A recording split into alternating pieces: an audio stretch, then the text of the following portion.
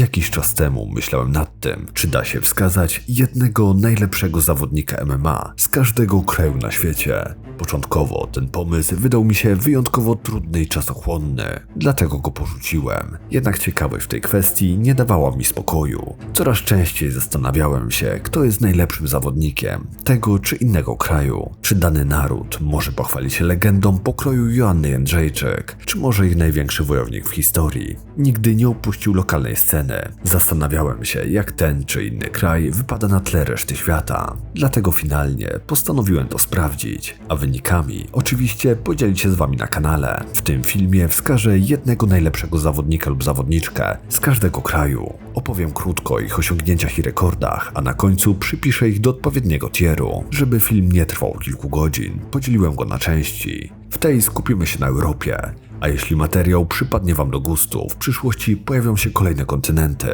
Dlatego pamiętajcie o zostawieniu łapki w górę, podbicia czy komentarza. Wybór zawodników, jak i ich późniejsze umiejscowienie w odpowiednich tierach jest moją subiektywną opinią. W ocenie biorę pod uwagę rekord, poziom rywali, z którymi walczyli i wygrywali, a także organizacje, w których występowali.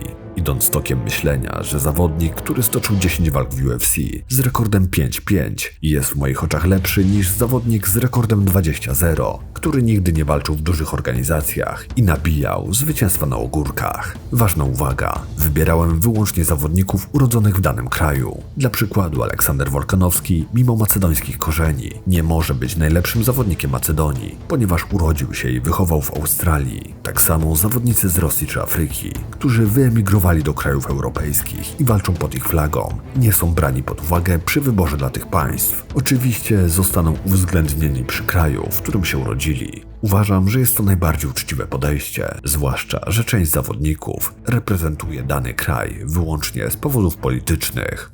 No dobra, nie przedłużając, zaczynajmy. Na pierwszy ogień idzie oczywiście Polska, serce Europy.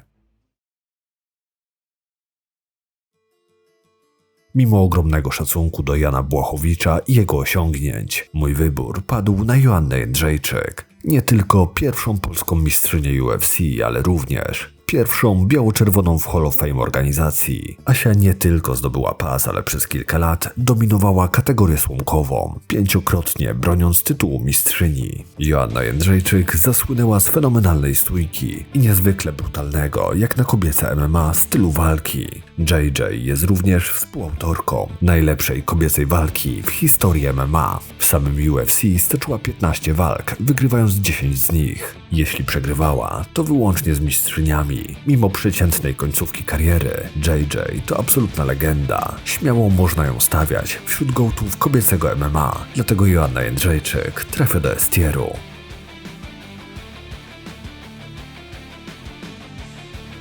Mimo że Słowacja to mały kraj, to Słowacy mają u siebie kilku prawdziwych weteranów MMA, jednak żaden z nich nie wystąpił w największej organizacji świata. Dlatego mój wybór padł na pierwszego Słowaka w UFC, Ludowita Kleina. Mr. Highlight to przede wszystkim dobry stójkowicz, który aktualnie może pochwalić się rekordem 24-5. W samym UFC Słowak walczył już 12 razy, z tego tylko 3 razy przegrywał. Co ciekawe, 2 ostatnie walki toczą z Polakami, przegraną z Mateuszem Gamrotem i wygraną z Mateuszem Rebeckim. Klein cały czas się rozwija i już teraz prezentuje się w klatce naprawdę solidnie, jednak w jego rekordzie wciąż brakuje zwycięstwa nad zawodnikiem ze ścisłej czołówki wagi lekkiej, dlatego na ten moment ląduje w tierze B.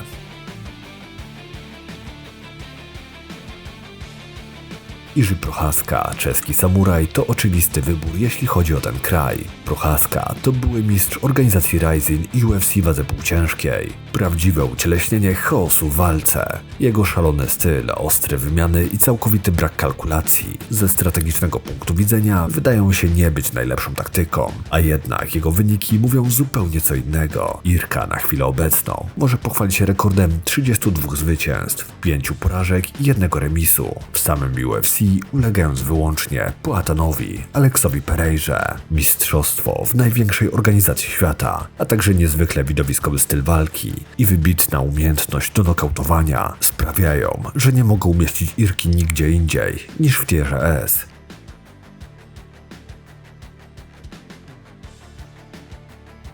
Niestety, większość najlepszych zawodników wychodzących do walki pod flagą Niemiec urodziło się w Rosji lub Afryce. Dlatego ostatecznie postawiłem na zawodnika, który mimo tureckiego pochodzenia urodził się i całe swoje dotychczasowe życie spędził w Niemczech. Kerim Gizek to aktualny mistrz organizacji Octagon MMA w wadze średniej. Od 2014 roku zawodnik niepokonany z aktualnym rekordem 24-4-0. Kerim Gizek to zawodnik kompletny, który przeważnie wygrywa przed czasem za sprawą poddań lub nokautów. Mimo świetnej, lokalnej kariery, ponad dekady bez porażki i imponującej serii 17 zwycięstw z rzędu, umieszczam go w tierze B, bo nie udowodnił swojej wartości na tle najlepszych zawodników na świecie, nigdy nie sprawdzając swoich możliwości w UFC.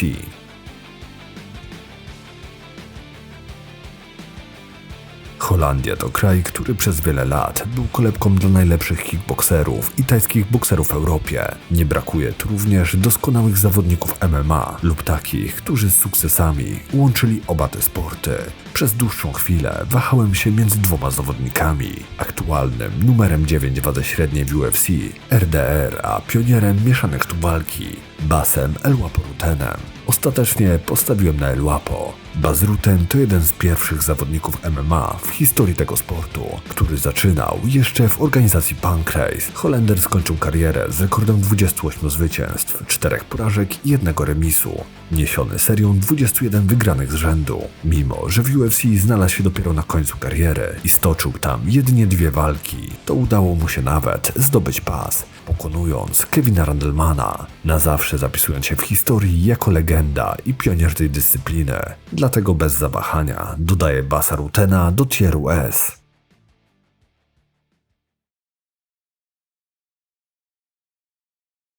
Ciryl Gane, czyli były tymczasowy mistrz UFC w wadze ciężkiej i aktualny numer 1 w rankingu, deptający Tomowi Aspinallowi po piętach. Gane to zawodnik, który niemal całą karierę w MMA toczył w UFC, budując tam bardzo dobry rekord 10 zwycięstw i jedynie 2 porażek. Do tej pory Francuz przegrywał jedynie z Johnem Jonesem i Francisem Ngannou.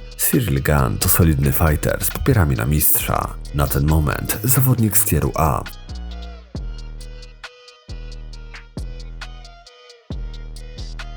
W przypadku Belgii sytuacja była podobna do Niemiec. Większość zawodników reprezentujących ten kraj pochodzi z innej części świata, dlatego wybór nie był prosty.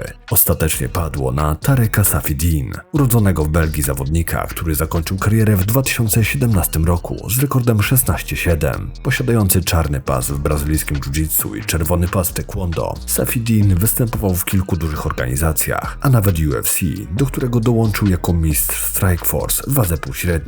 Jego kariera w UFC nie należała jednak do szczególnie udanych. Na 6 stoczonych walk wygrał tylko 2, dlatego mimo wcześniejszych osiągnięć plasuję go w tierze C.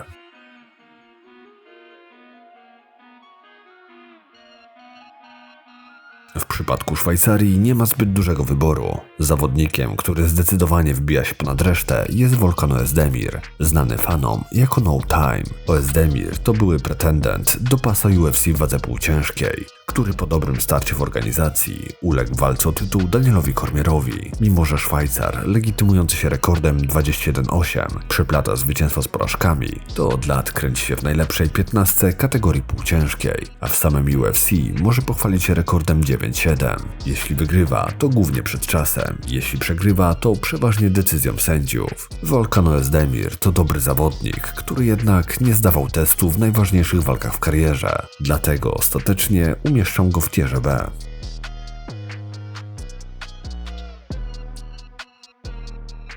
Najlepszym zawodnikiem z Włoch jest bez wątpienia Marvin Vettori, znany także jako Italian Dreamer. Vettori to były pretendent do pasa UFC w wadze średniej, który podobnie jak Oezdemir od lat kręci się w czołówce dywizji, wchodząc i wychodząc do najlepszej 15. Marvin to zawodnik niezwykle twardy, wytrzymały i konsekwentny, który zasłynął z dobrego cardio i niezwykłej odporności na ciosy. Jego rekord na chwilę obecną wynosi 19-9-1, a w nim znajdziemy takie walki jak z Izraelem Adesanią, Robertem Whittakerem czy Paulo Costą. Jednak analogicznie jak w przypadku Oezdemira, Marvin większość z tych ważnych walk przegrywał. Jest solidnym zawodnikiem, ale na ten moment umieściłbym go w tierze B.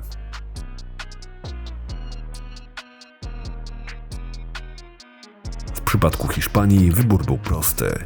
Joel Alvarez, znany również jako El Fenomeno, to aktualna 16 w rankingu wagi półśredniej i prawdziwy specjalista do poddań. Joel może pochwalić się rekordem 23 zwycięstw i jedynie 3 porażek. Aż 17 ze swoich wygranych zawdzięcza właśnie technikom kończącym w parterze. W samym UFC zawodnik stoczył 10 walk, wygrywając 8 z nich. Dysponujący świetnymi warunkami fizycznymi Hiszpan ma przed sobą prawdopodobnie najlepsze lata kariery. Jednak na ten moment to jeszcze solidny zawodnik tieru B.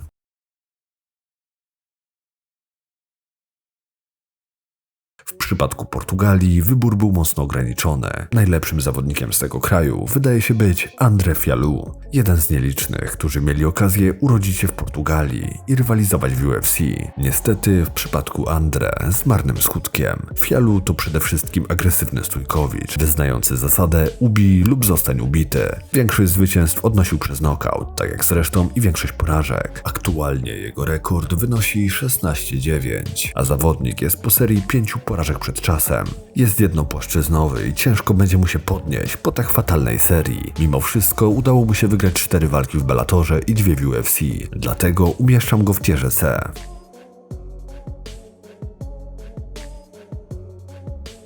Jeśli chodzi o Anglię, to oczywistym wyborem jest Michael Bisping. Hrabia to pierwszy angielski mistrz UFC, który zapisał się w historii nie tylko sportowymi wynikami, ale przede wszystkim niezłomnym charakterem i mentalnością wojownika. Legitymujący się rekordem 39 weteran może pochwalić się wygranymi nad takimi zawodnikami jak Anderson Silva, Luke Rockhold czy Dan Henderson. Do tego przez większą część kariery, a nawet okres mistrzostwa, Bisping walczył tylko z jednym okiem, co podkreśla skalę jego osiągnięć i wojowniczego usposobienia. Mistrzostwo UFC, legendarna kariera i wpływ na rozwój MMA w Europie sprawiają, że nie mogą umieścić go nigdzie indziej niż w tierze S.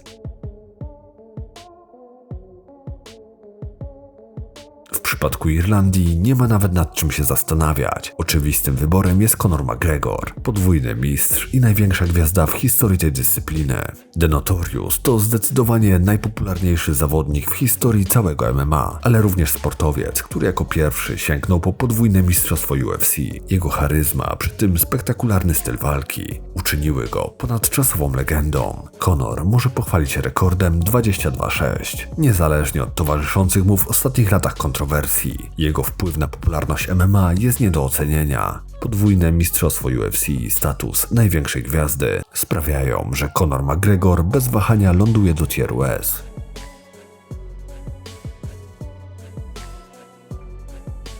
Postanowiłem uwzględnić również zawodnika reprezentującego Irlandię Północną. W tym przypadku nie mógł być to nikt inny, a doskonale znany polskim kibicom, Norman Parke. Niepokorny Irlandczyk dzisiaj kojarzony jest już głównie z freakfightami, ale warto pamiętać, że Stormy miał całkiem udaną przeszłość w takich organizacjach jak KSW czy nawet UFC. Norman Parke może pochwalić się zawodowym rekordem 32 zwycięstw, 7 porażek i 1 remisu. Przez lata pozostawał solidnym i wymagającym przeciwnikiem, zarówno mierząc się w UFC czy później w KSW. Jednak mam wrażenie, że nigdy nie wykorzystał w pełni swojego potencjału, dlatego umieszczam go w tierze B.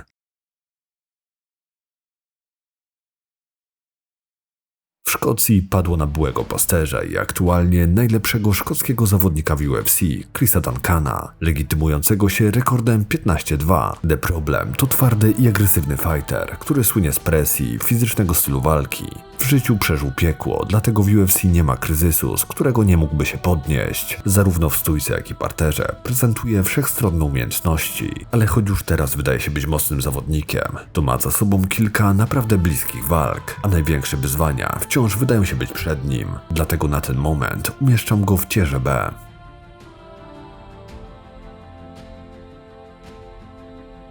Gunnar Nelson to wieloletni zawodnik UFC w wadze półśredniej. Najlepszy, najbardziej znany i doświadczony fighter i trener z Islandii. Gunnar znany jest z doskonałego parteru. Islandczyk poddawał aż 14 razy w swojej karierze, kilkukrotnie sięgając po bonus za występy czy poddanie wieczoru. Ma w swoim rekordzie walki z takimi zawodnikami jak Damian Maia, Leon Edwards czy Gilbert Burns. Niestety większość z najważniejszych starć przegrywał, nigdy nie zbliżając się do walki o pas na tyle, by wydało się to czymś realnym. Jednak jeśli wygrywał, to głównie przed czasem. Dodatni rekord, bonusy i widowiskowe skończenia sprawiają, że umieszczam go w tierze B.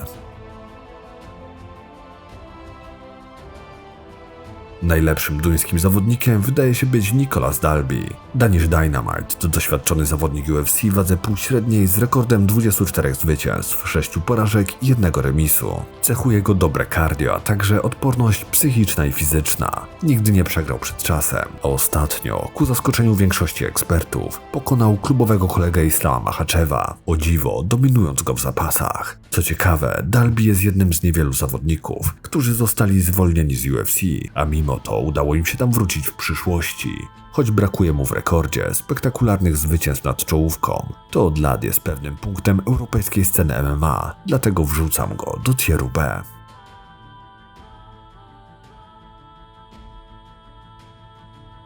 Joachim Hansen, znany także jako Hellboy, to legenda skandynawskiej sceny MMA. Norweg zdobył sławę występując na specjalnych galach organizacji K1, czy rywalizując w legendarnym Pride FC. Mierzący się głównie w Azji Hellboy przeplatał zwycięstwa z porażkami, kończąc karierę w 2016 roku z rekordem 23 zwycięstw, 14 przegranych i 1 remisu. Z jednej strony doceniam jego sportowe osiągnięcia, bo wywodzi się z kraju, w którym MMA praktycznie nie istnieje. Do dzisiaj sport ten jest zakazany w profesjonalnej odsłonie. Jednak biorąc pod uwagę jego rekord, a także dużą ilość porażek, nie mogę umieścić go nigdzie wyżej niż w tierze C.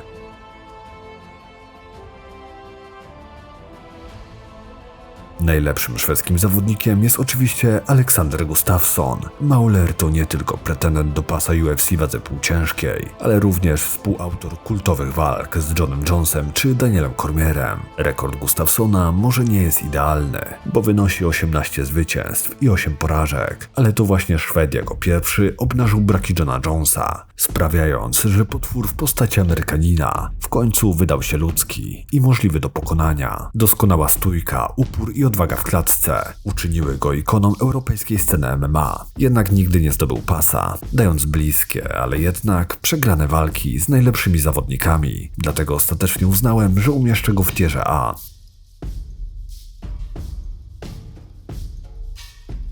W przypadku Finlandii mój typ padł na Olliego Santalahtiego. Jest to zawodnik z rekordem 19-8, który opiera swój styl na poddaniach i walce w parterze. Osiąga dobre wyniki na lokalnej scenie w Finlandii, ale nigdy nie występował w dużej liczącej się organizacji, a jego przygoda w Cage Warriors zakończyła się niepowodzeniem. Dlatego dodaję go do tieru D.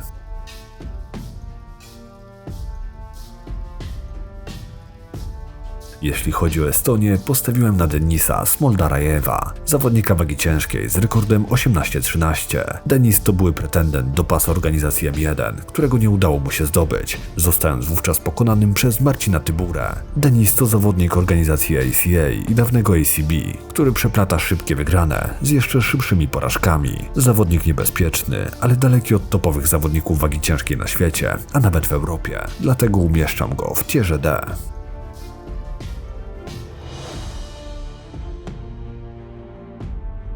W przypadku Łotwy wybór jest jednoznaczny. Misza Cirkunow to pierwszy zawodnik z tego kraju, któremu udało się dostać i zawalczyć dla organizacji UFC. Zawodnik występujący głównie w kategorii półciężkiej. Mógł pochwalić się dobrym parterem. Wartym odnotowania jest chociażby zwycięstwo nad Jimmym Crutem przy użyciu peruwiańskiego krawata, rzadko spotykanej i zaawansowanej parterowej techniki. Po dobrym starcie w UFC przeplatał zwycięstwa z porażkami, kończąc swoją przygodę z organizacją, jak i całą dyscypliną serią 4 porażek z rzędu. Ostatecznie kończąc karierę z rekordem 15-9. Cirkunow był groźnym zawodnikiem, ale poza pojedynczymi przepłyskami nigdy nie odniósł większego sukcesu na globalnej scenie, dlatego umieszczam go w tierze C.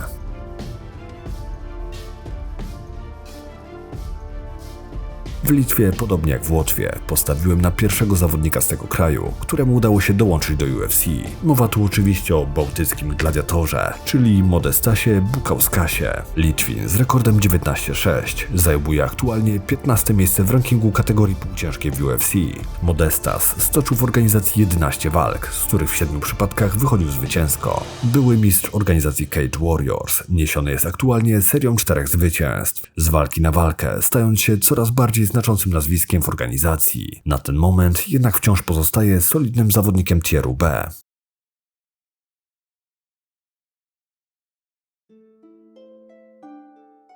Andrzej Arlovski to oczywisty wybór, jeśli chodzi o naszego wschodniego sąsiada. Pitbull to jeden z najbardziej doświadczonych i zasłużonych zawodników organizacji UFC. Były mistrz wagi ciężkiej, stoczył tam ponad 40 walk, 23 razy wychodząc z nich zwycięsko. Na przestrzeni tak długiej kariery, mierząc się zarówno z największymi legendami tego sportu, jak i wchodzącymi gwiazdami, tak naprawdę przez 2 dekady, rywalizując na najwyższym sportowym poziomie, Arlovski na zawsze zapisał się w historii tego sportu, nawet na późnym etapie kariery, potrafiąc pozostawać konkurencyjnym w UFC, co wydaje się być prawdziwą rzadkością, nawet w tej kategorii wagowej. Dlatego z jednej strony mistrzostwo UFC, bogata kariera i status legendy sprawiają, że chciałbym umieścić go w tierze E. Z drugiej strony tak duża liczba porażek w rekordzie nie pozwala mi na umieszczenie go wyżej niż tier A.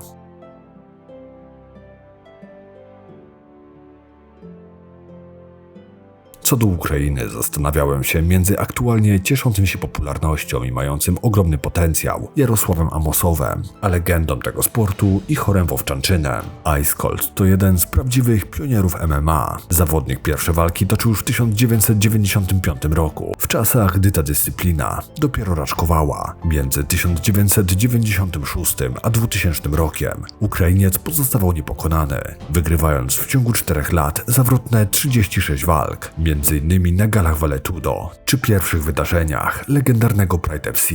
W samym Pride Igor walczył aż 27 razy. W 2005 roku przechodząc na sportową emeryturę z rekordem 55 zwycięstw, 10 porażek i 1 remisu. Nigdy nie walczył w UFC, ale był weteranem Pride, które w tamtym czasie nieraz prezentowało nawet wyższy poziom sportowy. Mimo to jakość większości jego rywali budzi sporo zastrzeżeń. Dlatego ostatecznie umieszczam go w tierze A. Sergiej Spiwak to aktualny numer 9 w rankingu wagi ciężkiej w UFC. Polarny niedźwiedź z Mołdawii od lat mierzy się w największej organizacji świata, przeplatając zwycięstwa z porażkami. Cechują go dobre zapasy, parter i umiejętność kontroli pozycji. Aż 8 walk kończył poddając swoich rywali, co wcale nie jest popularną metodą kończenia pojedynku w wadze ciężkiej. Na ten moment jego rekord wynosi 17-6. Jest to poukładany zawodnik wagi ciężkiej, który będzie kręcił się w najlepszej 15, ale raczej nigdy nie sięgnie po mistrzostwo, dlatego umieszczam go w tierze B. W przypadku Rumunii postawiłem na zawodnika, który co prawda nigdy nie walczył w UFC, ale od lat mierzy się w ACA, dawnym ACB, gdzie jak wiadomo poziom sportowy potrafi być naprawdę wysoki. Aurel Pirtea to doświadczony weteran europejskiej sceny MMA i solidny parterowiec, który wygrywa głównie za sprawą duszy niedźwigni. Rekord rumuńskiego zawodnika kategorii półśredniej wynosi na ten moment 29-16, w samym ACA 14-8. Nie jest słaby, ale daleko mu do czołowych europejskich zawodników tej kategorii, dlatego daję go do tieru C.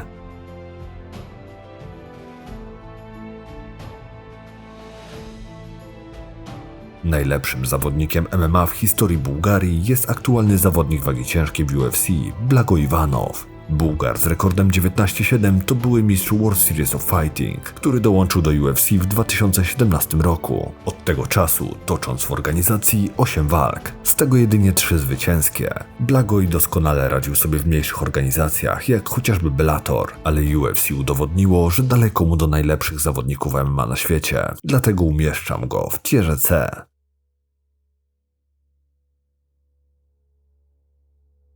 Jeśli chodzi o Węgry, to nie doszukałem się żadnego zawodnika, który urodziłby się w tym kraju i toczył swoją karierę w UFC.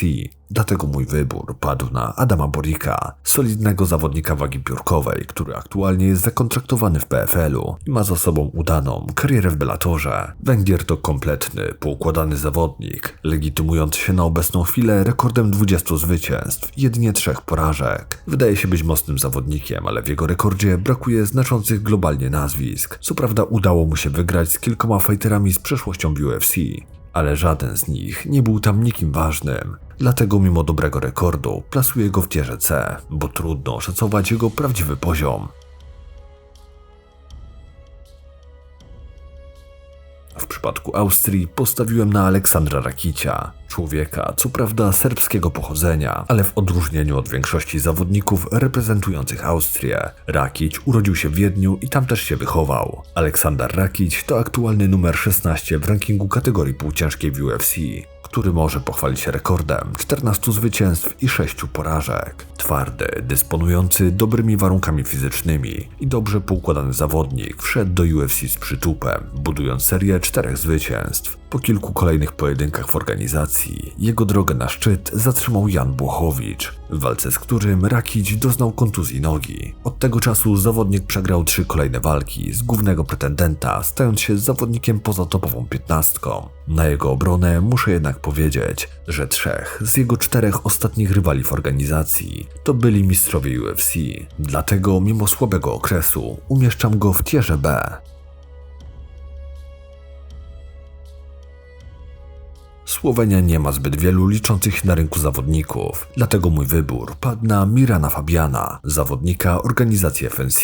40-latek ma 11 zawodowych walk na koncie. Co ciekawe, drugą zawodową walkę stoczył po kilkunastu latach przerwy od debiutu. Fabian to zawodnik kowadłoręki, o czym może świadczyć chociażby nokaut na Michale Kicie, ale jednopłaszczyznowy i tak naprawdę będący równocześnie na początku, jak i schyłku swojej kariery. Dlatego umieszczam go w kategorii D.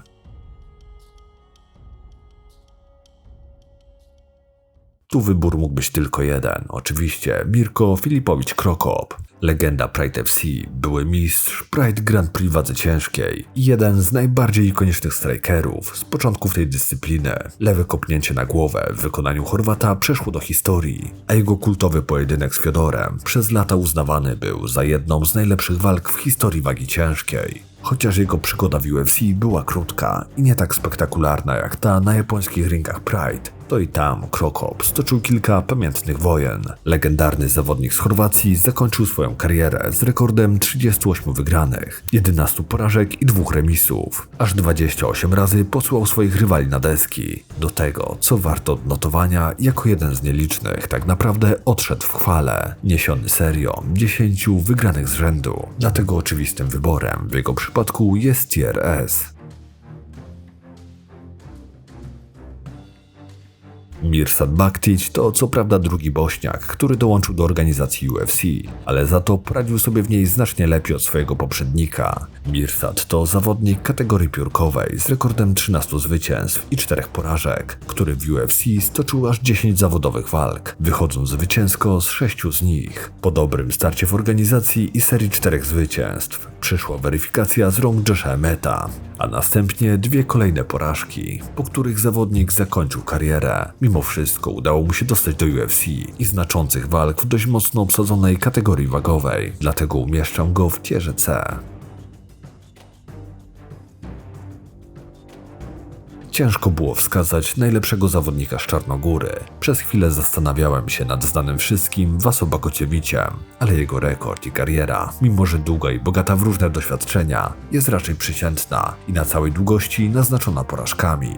Nie udało mi się też znaleźć informacji o żadnym zawodniku z Czarnogóry, który by walczył w UFC, dlatego mój wybór padł na zawodnika europejskiej sceny, Milosa Janicicia. Milos to zawodnik wagi lekkiej z rekordem 19-3, który uwielbia kończyć rywali przed czasem. Na 19 zwycięstw nie ma w jego rekordzie ani jednej wygranej przez decyzję sędziów. 11 razy nokautował swoich rywali i 8 razy skutecznie ich poddawał. Co ciekawe, zawodnik z Czarnogóry wystąpił na KSW 51 w Chorwacji, na gali, podczas której przegrał jednogłośną decyzją sędziów z Romanem Szymańskim. Mimo dobrego rekordu i imponującej ilości skończeń przed czasem, brak międzynarodowych sukcesów nie pozwala na wyższą ocenę niż tier C.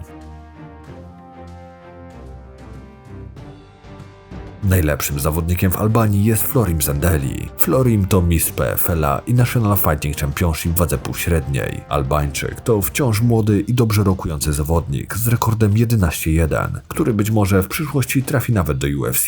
W jego rekordzie znajdziemy zarówno wygrane przez knockout, jak i poddania czy decyzje, co sugeruje, że jest to zawodnik kompletny. Na ten moment brakuje mu jednak wciąż doświadczenia i przede wszystkim cennych skalpów na globalnej scenie, dlatego umieszczam go w tierze C. Jeśli chodzi o Kosowo, to wybór był wyjątkowo skąpy. Tak naprawdę jedyną, w cudzysłowie, sensowną opcją wydał mi się zawodnik oktagonu Endrit, który na chwilę obecną stoczył dopiero 7 walk. Brak doświadczenia, mała liczba walk i aż 2 porażki ze słabymi przeciwnikami sprawiają, że nie mogę umieścić go nigdzie indziej niż w tierze E. Najlepszym zawodnikiem w historii Serbii wydaje się być fighter, walczący aktualnie w UFC. Uroz Medić to zawodnik wagi półśredniej, który z 15 walk aż 10 stoczył dla UFC, notując w organizacji aż 7 zwycięstw, o ile wliczymy w to zwycięstwo z kontendera. The Doctor to specjalista od nokautów. Do tej pory wygrywał przez nokaut lub techniczny nokaut aż 10 razy. Zawodnik urodzony w Serbii ma w sobie duży potencjał, ale brakuje mu stabilności w wynikach, jak i znaczących nazwisk w rekordzie. A przegrane z takimi zawodnikami jak nieznany jeszcze wówczas Jalin Turner czy Myktybek Orolbay obniżają nieco moją ocenę jego umiejętności. Jednak mimo to Serb utrzymuje się i wspina w rankingu w najlepszej organizacji świata, dlatego ostatecznie umieszczam go w tierze C. W przypadku Grecji mój wybór padł na Andreasa Michalidisa, pierwszego zawodnika z tego kraju, który dołączył do UFC. Spartan to zawodnik wagi półśredniej z rekordem 16-9. Michalidis stoczył w UFC 4 walki, z których wygrał zaledwie jedną. Po średnio udanej przygodzie w największej organizacji świata trafił do oktagonu, gdzie wygrał 3 pierwsze starcia, po których jednak zamiast walki o pas przyszły 3 porażki. Michalidis to zawodnik znany z twardego stylu walki i podejmowania ryzyka. Jego gra ma jednak zbyt wiele luk, a seria 3 porażek w organizacji jak Octagon MMA sprawia, że nie mogę umieścić go nigdzie wyżej niż w tierze D. W przypadku Turcji wybór jest dosyć prosty, a zawodnik zapewne doskonale wam znany. Ibo Aslan to typowy klatkowy bijok, który zasłynął z agresji, ciężkich rąk i szybkich walk. Ostatni otoman na chwilę obecną może pochwalić się rekordem 14-4 i fatalną serią 3 porażek z rzędu. Po raz ostatni przegrywając w grudniu 2025 roku po ciężkim nokaucie z rąk Iwo Baraniewskiego. Turek jest groźny, ale jednopłaszczyznowy. Mimo wszystko udało mu się dostać i wygrać 2 walki w UFC, dlatego umieszczam go w tierze C. Jeśli mam być szczery, nie byłem pewny, czy uda mi się znaleźć kogokolwiek wartego uwagi w tym kraju. Nie był to łatwy wybór, ale postawiłem na Matthew Camilleriego, zawodnika na co dzień trenującego w klubie AKA z aktualnym rekordem 8-3. Matthew mierzy się na małych galach z zawodnikami na zbliżonym poziomie umiejętności i doświadczenia, a mimo to zdążył już przegrać 3 razy, dlatego umieszczam go w tierze E. Muszę szczerze przyznać, że byłem lekko zdziwiony, gdy zobaczyłem, że jakiś zawodnik z Cypru walczył w UFC. Byłem jeszcze bardziej zdziwiony, gdy zobaczyłem, że dostał się do największej organizacji świata z rekordem 7-3.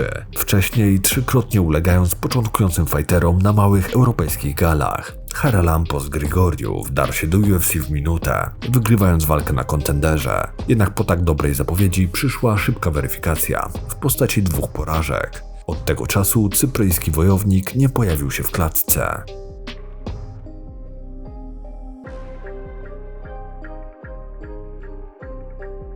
Jeśli jakiś kraj Europy się nie pojawił, to prawdopodobnie nie było w nim nikogo, kto nadawałby się do wspomnienia. Lub jedyny sensowny zawodnik z tego kraju urodził się w innym miejscu. Jest też trzecia opcja. Kraj leży w tak zwanej Euroazji, albo jak w przypadku Rosji w większości leży w Azji. Dlatego umówię go wraz z tym kontynentem. Jak widzicie, Europa, przynajmniej spora jej część, stoi naprawdę dobrze, jeśli chodzi o mieszane sztuki walki. A my Polacy naprawdę nie mamy powodu do żadnych kompleksów. Dajcie znać, czy chcecie kolejną część, a ja dziękuję wam za oglądanie.